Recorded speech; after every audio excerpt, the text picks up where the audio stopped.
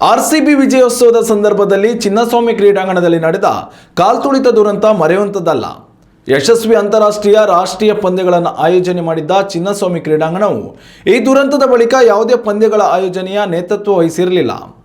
RCB ದುರಂತದ ಶಾಪ ಚಿನ್ನಸ್ವಾಮಿ ಕ್ರೀಡಾಂಗಣಕ್ಕೆ ಆ ಮಟ್ಟದಲ್ಲಿ ಅಂಟಿತು.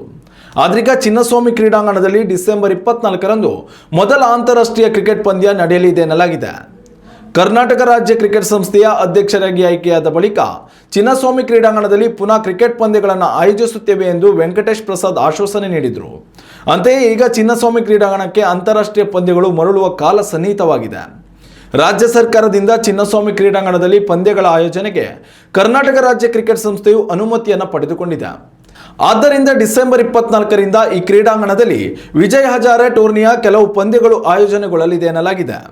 ಈ ಪಂದ್ಯಾವಳಿಯಲ್ಲಿ ವಿರಾಟ್ ಕೊಹ್ಲಿ ಕೂಡ ಭಾಗಿಯಾಗಲಿದ್ದಾರೆ. ಸುರಕ್ಷತಾ ದೃಷ್ಟಿಯಿಂದ ಈ ಬಾರಿ ಪಂದ್ಯ ವೀಕ್ಷಣೆಗೆ ಕೇವಲ 3,000 ಪ್ರೇಕ್ಷಕರಿಗೆ ಮಾತ್ರ ಅವಕಾಶವಿರಲಿದೆ.